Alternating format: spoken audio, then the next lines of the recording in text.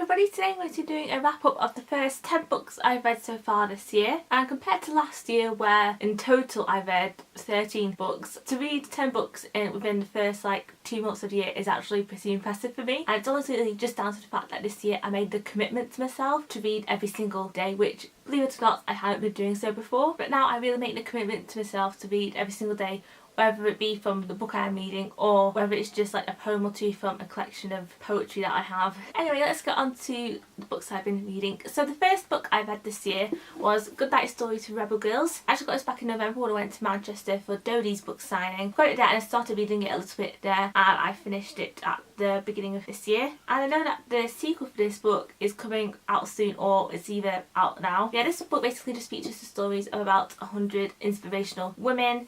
It has beautiful illustrations from loads of different artists. It's like a diverse collection of women as well. I would recommend this for any girls of any age, whether you're a kid or more my age. The next book I read was How to Build a Girl by Caitlin Moran. I've owned this book for such a long time and I finally got around to reading it. This was published in 2014 and I literally went to the book tour for this book and I got it signed by the author as well. And this is another book as well that I know that there is a sequel coming out for it this summer, I think. Yeah, this story is basically about a teenage girl called Joanna Morrigan. It's kind of a coming of age story, I guess. It's all about her kind of reinventing her life, and yeah, it's just generally about her life as a working class girl. Well, it's set in the early 90s and she kind of goes on these adventures, I guess, where she gets a job at a music magazine and she kind of explores her sexuality. But yeah, it's a very funny, entertaining and interesting read, especially because I've read Caitlin Moran's other books, so I know a bit about her life and I can definitely see the similarities between her and Joanna, just because of the fact they're both from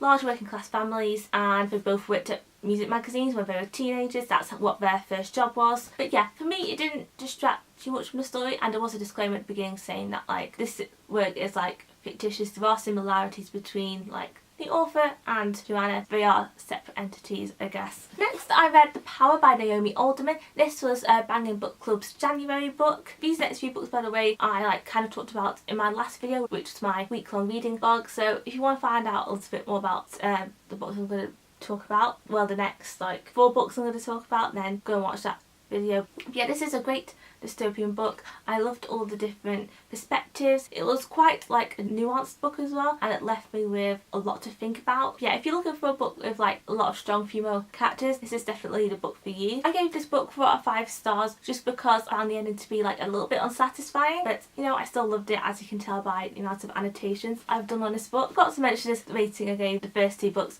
So Good Night Stories for Rebel Girls I gave 5 out of 5 stars, and How to Build a Girl I gave 4 out of 5 stars. The next book I read was Everything Leads to You by Nina LaCour. I gave this 5 out of 5 stars.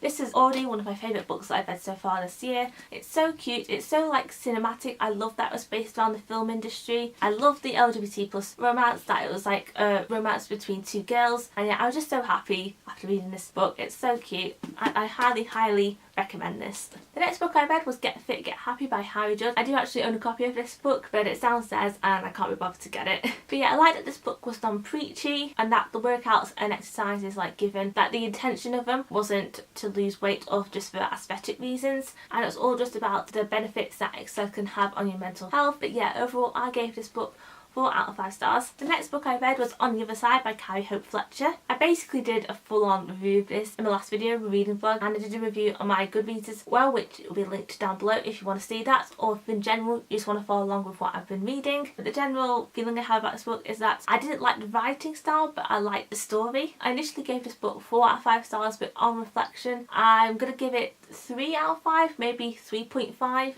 at a push. And I read some other reviews of the book as well, and it made me realise some other things to do with the time period that this book is set in, and the fact of that is that it wasn't clear what time period that the book was set in, considering that it's apparently in a time period where arranged marriages are still a normal thing to have, but yet the underground exists, people wear skinny jeans, there's mobile phones, there's McDonald's. So yeah, there's a bit of confusion in the story with Nat. And I know Carrie herself said that she didn't want the book to take place in one specific time period because she wanted the story to be universal, but like at the same time I think it could have benefited from a bit of clarity on the time period. And next I read Body Positive Power by Megan Jane Crabb. I got this book initially because I follow the author on Instagram. Her account is Body Positive Panda. Her account is amazing. I would highly recommend following her account, and I would highly recommend getting this book. I gave it 5 out of 5 stars. It surprisingly took me a long time to read, and I was surprised at how long it took me to read because it was just under 300 pages, so I thought like, oh, that's okay, that won't take me that long. But it's a very dense book. It's got a lot of information in it. There aren't that many chapters. There's about 10 chapters, but all really long, and all the chapters have like a lot of information in, so it's a bit much to kind of read it all in one. Regardless of that, this is an amazing book. It's very much like a life-changing book.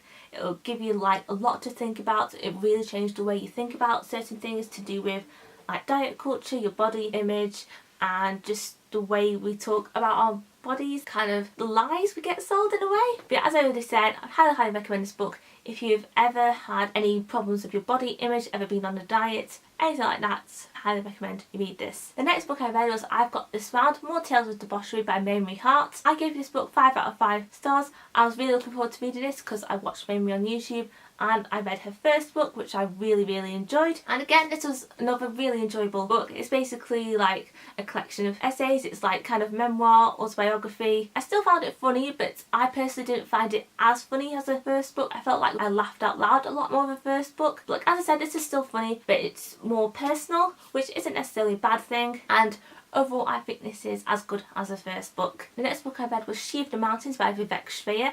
I read this via ebook, and this was Banging Book Club's book for February. I gave it a 4 out of 5 stars. I was a bit confused about the perspectives at first because it tells 2 different stories, one of Hindu mythology and then one story focused on like human characters, and I was confused about whether they're meant to be like corresponding or if they're meant to be connected or whatever, but they were in fact completely separate. There's a lot of stuff to do with like race and sexuality, and well, mainly the human character dealing with sexuality. But yeah, as you can see here, I highlighted so much of this book.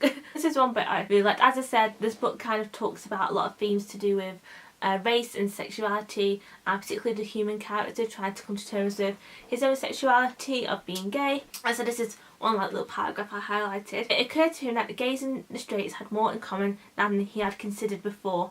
Just like the straights, the gays were intent on preserving and presenting a uniform, singular version of themselves, in this case their gayness. They hadn't been saying you're gay, without actually saying our way, our way. Another little bit of like which comes towards the end of the book, so this might be a bit of a spoiler because the human character is in a relationship with another girl, and this kind of like final little paragraph I really liked. He often thought of her when he was in the water. Although a chapter of their relationship had ended, 1 year later he found that there was still no period to their sentence. Their sentence kept finding a way because they kept finding a way to make room for a comma, and another conjunction, because there's still so much to share, still so much more to say. That's the thing as well, when I first went into this book, it started off with a bit of like biography about the author, or at least the blurb of the book had like biography of the author.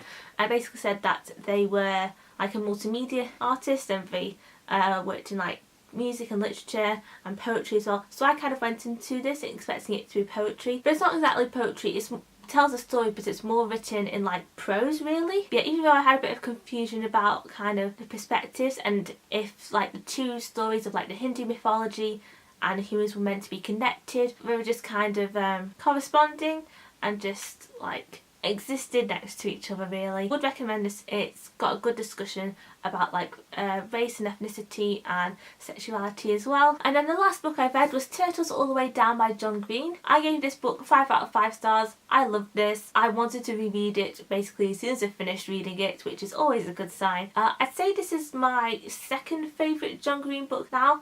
To be fair, I haven't read any of his books in a while because it has been a long time since he published something new, and the last John Green book I actually read was Paper Towels back in 2015 I think, whenever the film came out, because I hadn't read it at that point. And you know, when you take a long break from a certain author, you're not sure if you're going to like kind of the writing style again, but yeah, that was not the case. The plot of this book is kind of like a mystery story in that we're finding out what happened to this like billionaire who's just kind of disappeared mysteriously. And I know it sounds really pretentious to say that it's more than just a mystery story, but like it is. It's a story of like love and resilience and like the power of friendship. And to me it's a book about like mental health more than anything, because the main character Asa really gets an insight into what's going through inside of her brain, because she has like anxiety and obsessive compulsive disorder. That's really like kind of fascinating to read in a way, but also kind of really emotional and difficult, especially when she gets into certain like destructive thought cycles. One kind of somewhat negative thing I will say though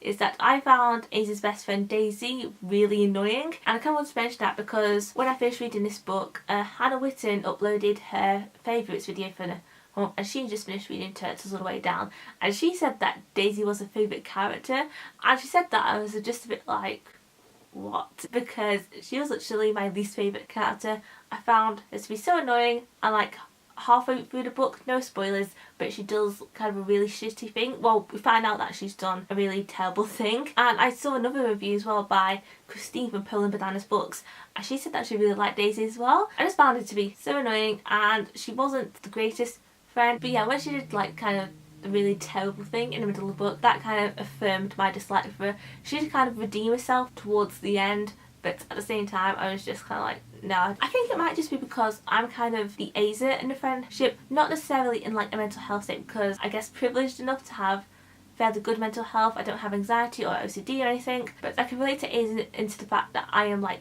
the quiet friend, and whilst it's good that when you're quiet and introverted to have a friend who's like really talkative, at the same time I know the struggle of when you really want to like join into a conversation or just say something, and your friend or whoever in the group just constantly interrupts you, and you really just cannot get a word in edgeways.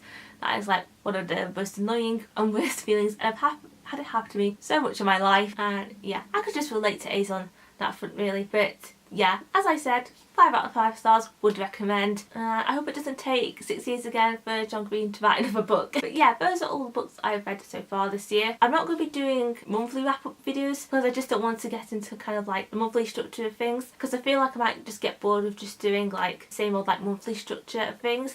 And I'm going to take a bit of inspiration from Caleb from the channel Insane Reader, and I'm going to do a wrap up every 5 books I read, as that's like a good amount of books to like talk up about really. But yeah, if you've read any of the books I've mentioned, comment down below and let me know what you thought of them. But yeah, thanks so much for watching this video. I hope you enjoyed it. Give it a thumbs up if you did, and subscribe if you want to know when my next video will be. I hope you have a great day, and I will see you in my next video.